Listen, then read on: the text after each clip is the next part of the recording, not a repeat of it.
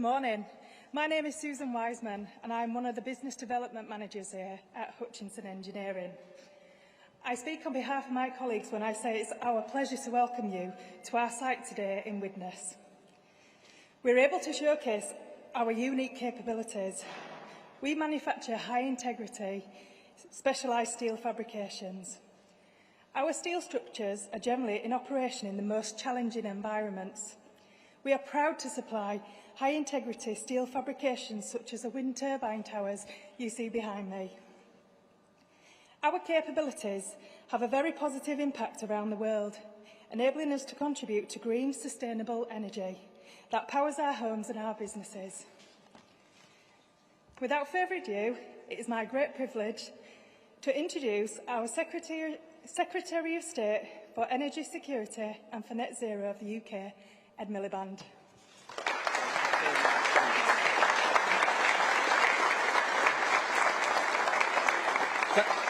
Well, thank you so much, Susan. And can I thank all the workforce here and Hutchinson, the management, for welcoming us to this fantastic facility. You are the future of clean energy manufacturing, so thank you for having us here. And I'm delighted to be here with the Prime Minister to set out our plans for Great British Energy. You know, every family and business in the country, every worker here has paid the price of Britain's energy insecurity during the cost of living crisis over the last couple of years. And because we are exposed as a country, independent forecasts show energy bills are expected to rise again in the autumn, showing just how vulnerable we are. But there is an answer. The Climate Change Committee, the independent watchdog, put it very well last week. They said British-based renewable energy is the cheapest and fastest way to reduce vulnerability to global fossil fuel markets. The faster we get off fossil fuels, the more secure we become. They are right. A sprint for clean energy is a route to energy independence because dictators and petrostates don't control it. It's the best insurance policy against the gyrations of fossil fuel markets and another price shock, and the best way to keep bills down for good. Today we introduced the Great British Energy Bill in Parliament, the first bill in decades to establish a UK-wide, publicly owned energy generation company. Now, you may find it hard to believe, but we already have widespread public ownership of our energy in this country, but it's by foreign governments of France, Denmark, Norway and Sweden. These nations know that modern public ownership is part of a successful energy policy and industrial strategy. This government believes it is time for the British people to make things and own things again. GB Energy will be an owner and investor. It will work with the private sector to build the clean energy we need, create good jobs like those here at Hutchinson, and generate a return for the taxpayer, a national champion headquartered in Scotland.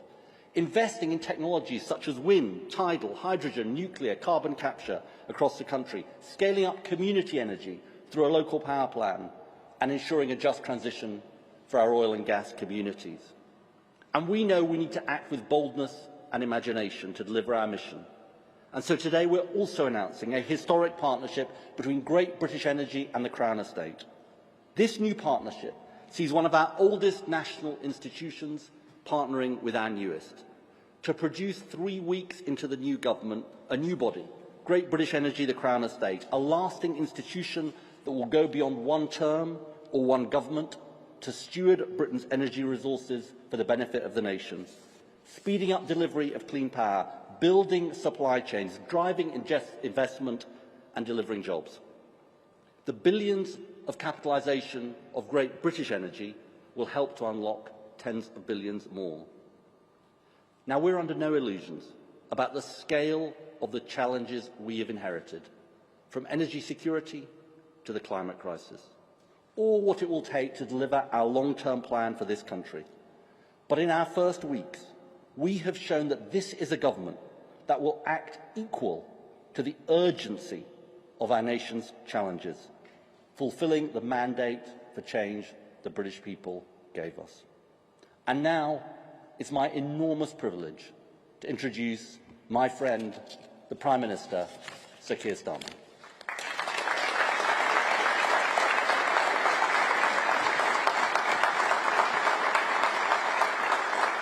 Thank you, Ed. Thank you, Susan. That was a fantastic introduction. It's never easy to do it, but you were absolutely fantastic and really good to see your colleagues here as well. Thank you all for that warm introduction when we arrived. Thank you for what you do, and thank you for being here this morning. We want to do a lot of work with you, and this is something the media will know. I said it many times in the election campaign. My dad was a tool maker. And he worked particularly with steel, as you do in tool making of the sort that he was doing. And so I love environments like this. This is what I grew up in, factories like this with my dad, doing the work that he did. Highly skilled, really important work, working with steel, the sorts of work that you're doing. I love being in these places. Thank you for giving up your time to listen to us this morning. I really, really appreciate it. And it's great to be in Runcorn. It's great to be here with Ed, the Energy Secretary, in the third week of this Labour government. It hardly seems possible that 3 weeks ago today, literally, we were still knocking on doors trying to persuade people to vote for us. And here we are, back to show that the work of change has already begun. And the hard graft of rebuilding this country has truly started. And it is vital that we begin immediately, because the last government dropped the ball. They left us the worst inheritance since the Second World War. And every day we're finding more mess that they've left for us to clear up.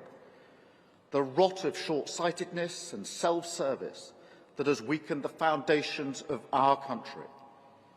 We've started the rebuilding, but the problems that have been left to fester for years can't be cleared up overnight.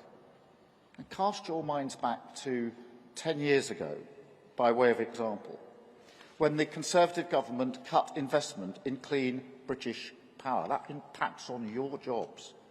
They told you that a clean energy future was possible as they blocked companies from building it.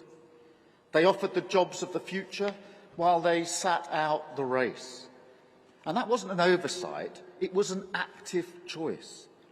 Another example of the chaos that characterised their government.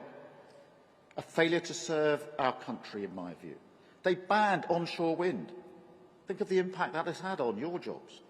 They slashed support for home insulation. They cut investment in renewables.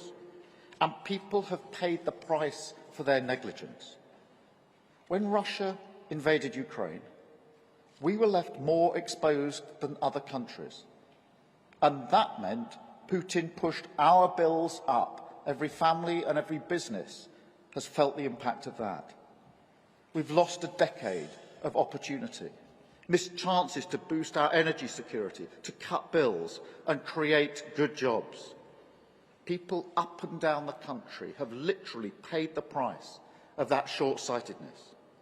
And we should be in no doubt, for as long as we remain reliant on foreign dictators for fossil fuels, this country will be exposed to future energy shocks like the one that we've just had. And as usual, it will be working people who are hit hardest in these crises. But now there is a massive prize within our reach. And make no mistake, the race is on to get there. Until now, I feel like we've been sort of tying up our laces in the changing room. No more. I don't just want to be in the race for clean energy. I want us to win the race for clean energy. And why not? We've got the potential, we've got the ports, we've got the people, the skills, and now we've got a mission-driven government determined to take advantage of these opportunities. So in week one of government, we lifted the ban on onshore wind. We committed to unblock solar power, begun solar rooftop revolution on new homes and businesses. And last week, we introduced a bill in the King's Speech to create Great British Energy, a publicly owned energy company making money for the taxpayer, creating the next generation of good jobs and taking Putin's boot off our throat once and for all, and doing our duty to the planet and to the next generation. So today I'm delighted to announce we've appointed Jürgen Meyer, who is here today with us, to chair Great British Energy. Jürgen, thank you so much for taking up this really important role. He brings huge credibility as the former Chief Executive of Siemens UK, one of the largest producers of turbines in this country. And as I was just saying, I visited Siemens in a number of places, in Crawley and in Glasgow, and when I did, I was really struck by the apprentices there, the young people that will be skilled up for the future. And I know that Jürgen will bring that experience to the success of GB Energy and, of course, to our nation. Because I've always been clear that mission-driven government, that's a government with a driving sense of purpose, knowing what it wants to achieve, making decisions that are measured in years, is all about partnerships, working together to deliver for the British people. So I'm delighted that Great British Energy, our new national institution, will be partnering with the Crown Estate. And I'm really pleased that we can make that announcement today and that Dan Labad is here with us from the Crown Estate. Now, this partnership will deliver, and it will deliver big. On the one hand, Great British Energy, at the heart of our industrial policy, with its own resources, and £8.3 billion to invest in the technologies of the future, floating wind, tidal power, nuclear and clean power projects across the UK. And on the other hand, the expertise of the Crown Estate, their ownership of the seabed, their £16 billion asset base, and the new borrowing and investment powers that we will give them. Together, they will work with the market, exploiting capabilities that only the government has and crowding in the very best from the private sector. Because this government isn't driven by ideology, but by our determination to deliver for the British people.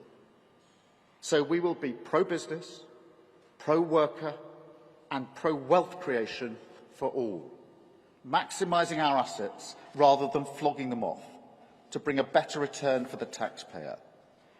And this new partnership, Great British Energy, the Crown Estate, will unleash a tidal wave of public and private investment to drive the low-carbon transition, create good, secure jobs and supply chains across Britain, fast-track energy projects already in the pipeline, and make the UK a world leader in the clean technologies of the future.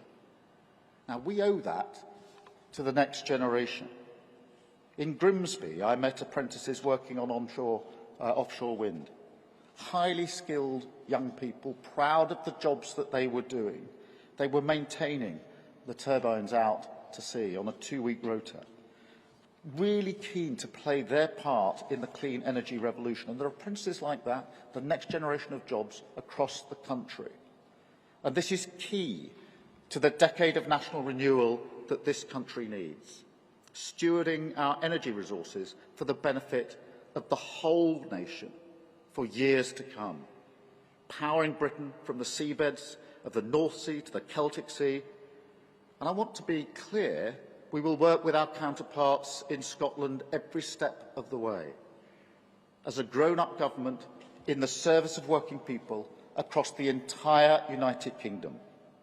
Scotland will lead the clean energy revolution. GB Energy will be headquartered in Scotland. And I know everyone I speak to seems to have a good case for it being based in their town or city, but we're not going to announce that today. But I can confirm this. GB Energy will bring good jobs and long-term investment to our industrial hearts and coastal communities. You know how important that is to your jobs, the jobs of those that will come as apprentices and young people in the future in places like this. Those jobs, it will save families money and harness our national assets to deliver energy independence. Now, change on that scale will not happen overnight, but today we've taken that first step immediately, a down payment on our mission for clean power by 2030 and accelerating to net zero.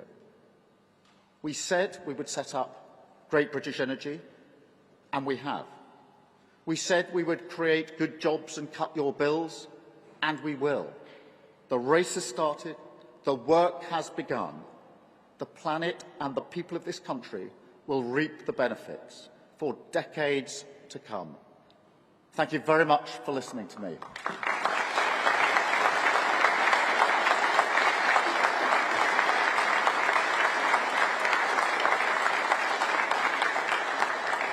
I'm now going to take a number of questions from the media, but then I do want the opportunity to talk to some of you. So we'll get this out of the way first, and then we'll have the opportunity to talk. I want to hear your views, your perspective.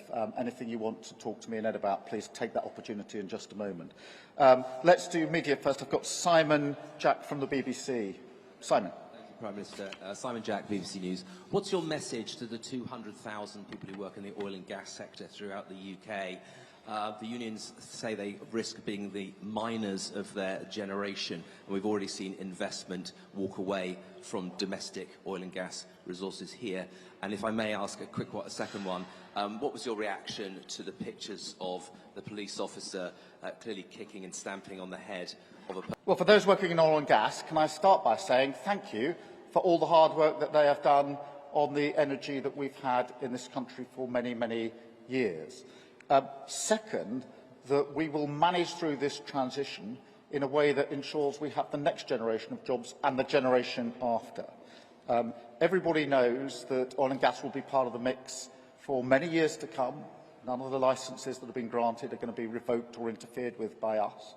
But a transition is coming to renewables. Everybody knows that. Everybody in the sector knows that. And what you have with mission-driven government, purpose-driven government, is an absolute determination to see that as an opportunity and to manage that transition in a fair way, particularly for those that are working in oil and gas. The worst thing we could do, knowing that that transition is coming, because oil and gas is running out, the worst thing we could do is nothing, or to go slowly. Because we had a transition, you'll remember this, away from coal. And the government at the time did not do the forward planning for the next generation of jobs. And there are communities across the country still feeling the effects of that. I'm never going to let that happen under a Labour government. So we will work with all of those in the sector now, all of those who will continue to have the skilled jobs that we need in the places we need them. But the best thing we can do for jobs in this country, in the energy sector, is to seize this opportunity and work through it in a fair way. In relation to the footage emerging from Manchester that you mentioned in the second part of your question, look, I understand the public's concern. I've seen it myself and understand that concern. There have now been, I think, the suspension of one police officer this morning, and the Home Secretary is meeting the Mayor of Manchester to discuss this as we speak now. Thank you. I'll go to Shihab, please, from ITV. Shihab Khan from ITV News. Prime Minister, can you guarantee that GB Energy will result in people's energy bills going down? And if so, when are you expecting that to happen? And a second question, if I may. There's an ITV documentary that airs tonight about unlawful press intrusion, which has renewed calls for a public inquiry. The father of Madeleine McCann has spoken to ITV News, in which he says it is critical that the government has the courage and integrity to keep its promises and proceed with the second half of the Leveson inquiry. Prime Minister, will you keep that promise? And what do you say to Jerry McCann and other victims? Well, let me deal with the second part first. We've set out in our manifesto our programme for action for this government. We've laid that out in the King's speech. That clearly sets out our priorities. And the second half of Leveson is not among them. I've been clear that one of the purposes of mission-driven government is to be clear about what we can achieve, the time frame, the purpose we need to put to it, but also that it dictates our priorities in government. Given the mess that we've inherited, and we're finding more of it every day, it's really important that we keep to those priorities. In relation to bills, yes, this will drive down bills. This move to renewable energy has a number of material advantages, because every family and every business has paid higher bills in energy in recent years because of the inaction of the last 10 years. So this will drive down bills. It gives us energy independence. Because at the moment we're reliant on the international market. That means when you get issues like the invasion of Ukraine, that has an effect. That's why bills have gone up, and it's been worse in this country than in other countries. So it gives us that security, and it also gives us the next generation of jobs, but it will push bills down, and that's the sort of number one issue behind renewables. Bills will go down, and not for a short time, but actually permanently. And for every family and every business across the country, that is hugely important. Thank you. I'll go to Tom at Sky. Thank you, Prime Minister. Tom Clark, Sky News. On that point, even with the measures you brought in today, big offshore wind farms are still going to take years to develop. There's hundreds of billions of pound investment needed to get to your 2030 low-carbon energy targets, but just £8.3 billion in GB Energy. Can you be at all confident in your pledge to voters that you will lower their bills in the short term? Yes, and I'll tell you for why. The money that's going into GB Energy is intended to be a catalyst for private investment, and the partnership that we've announced today with the Crown Estate, I think, will give great confidence to investors about the determination that we have, the speed at which we're willing to take decisions. And this is a historic partnership. This has never been done before. It's a real game changer, and here we are 3 weeks into a Labour government making that announcement today. Look, it will take time for this to develop. It will take time before we're able to get the benefits from clean power, but that's why we're moving at pace, because the inaction of the last 10 years has cost every family and every business. So we need to move at pace to get those bills down. But I think today this announcement is a historic announcement. I think it will give great confidence to the private sector to come up alongside a mission-driven government, a purpose-driven government, a government, if I may say so, with a mandate strong enough to take decisions that are measured in years, not months. That's been a huge problem of the last 14 years, but the last 8 years in particular, with a strong sense of industrial strategy and a fundamental belief that we should own and make things in Britain. I think everybody here would agree with that sentiment, that we have the capability, we've got the skills, we've got the workforce, we've got the talent. Let's own more and make more in Britain. Thank you very much. Catherine, GB News. Thank you, Prime Minister. Catherine Forster, GB News.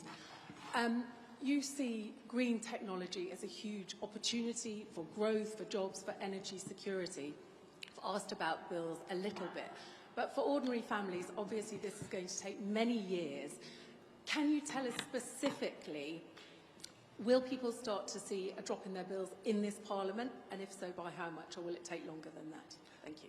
Oh, we certainly want to get those bills down in this Parliament, and every step we take, that's all, we've already announced what we're going to do in relation to solar energy, to onshore wind. Today, obviously, the announcement we're making about GB Energy. Each of these steps will bring down bills.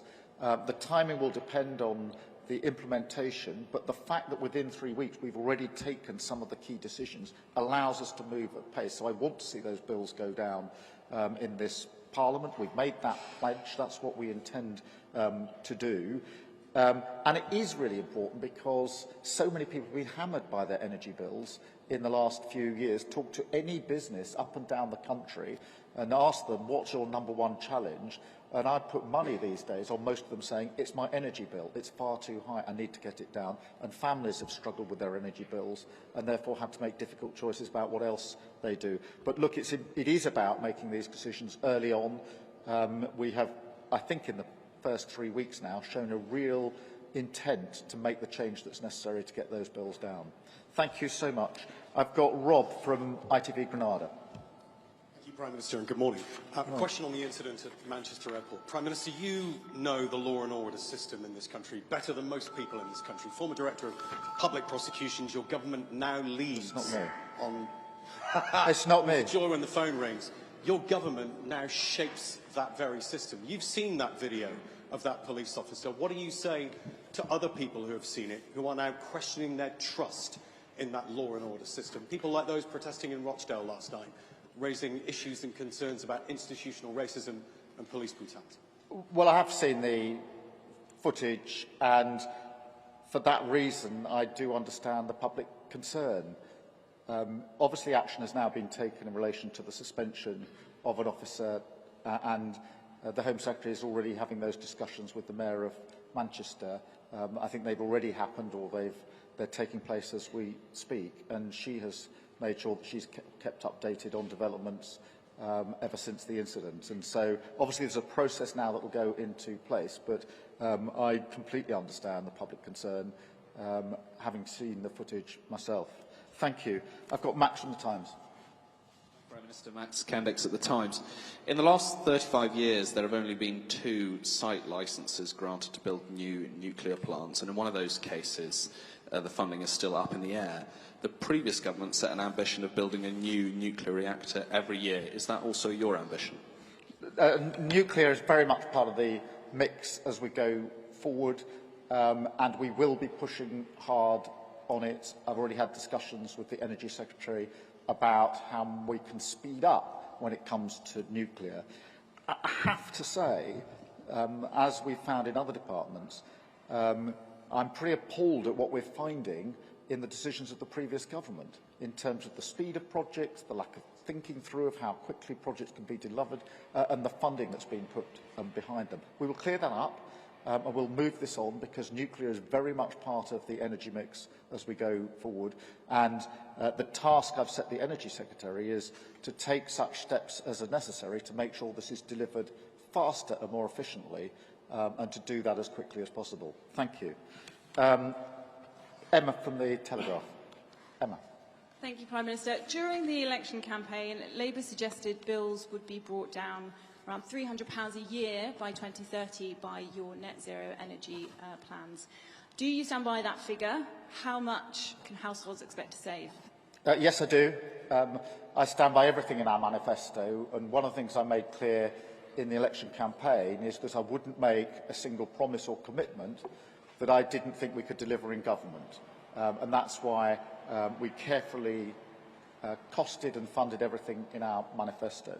That does depend on early, firm decisions being made, which is why we've set up GB Energy, why we've announced the partnership today with the Crown Estate, and why the Energy Secretary has already taken action in week 1 in relation to onshore wind, in relation to solar energy, and also pushing on with nuclear. So I stand by that commitment.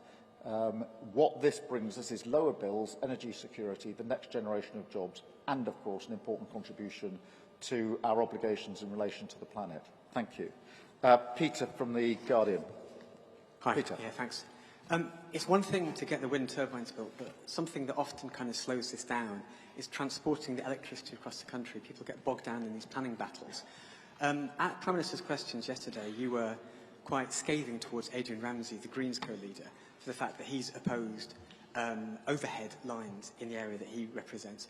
Can you guarantee you'll be that tough on Labour councillors or Labour MPs who take a similar NIMBY-ish attitude? And will you guarantee that if it has to be done, then all this electricity from these new plants will be brought overground rather than much more expensive and slower undersea or underground?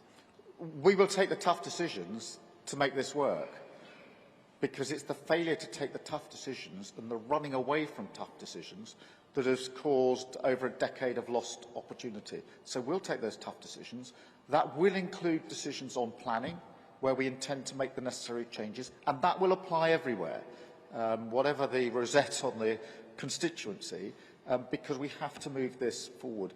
And I've given this example before, but I'll give it again because it certainly brings it home.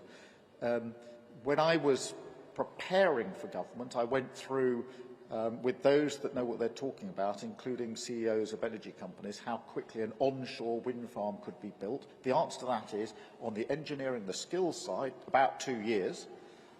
But unless we change things, it then takes 13 years before you get any power, because you lose 5 years in planning, another 5, 6, 7 years to get the grid to connect. We are not going to go on like that. We're not going to go on like that. We will take the tough decisions to cut through that. And so, yes, that's the approach that we've set out. Yes, I think we've shown already our mettle in relation to this, and we'll press on with the planning aspects just as quickly and just as determinedly as we pressed on with creating GB Energy in the first place. I've got Sophie from the Mirror. Sophie. Hi, Sophie Hutchinson from the Mirror. Should people in Britain ditch their gas boilers? And if so, how will you help them do that? Well, I'm not going to tell people what to do with their boilers. This is not about bearing down on individuals and imposing a disproportionate burden on them. I don't think that's the way that we take anybody through a transition. So this is not about a government that's going to go around the country saying you can do this, you can't do that. That isn't the way to bring about the transition. The best way, I think, is to ensure that we put in place the difficult decisions to make sure that renewable energy is a reliable source of energy and meet our mission, which is to have clean power by 2030. And the best selling point, if you like, for that, for the general public, is that their bills will go down, and they will go down not just for a short time, but for the long term. And that will come as a huge relief, I think, to families and businesses across the country. Thank you all very much. And now we get the opportunity to talk to you, which I'm very much looking forward to. Thank you.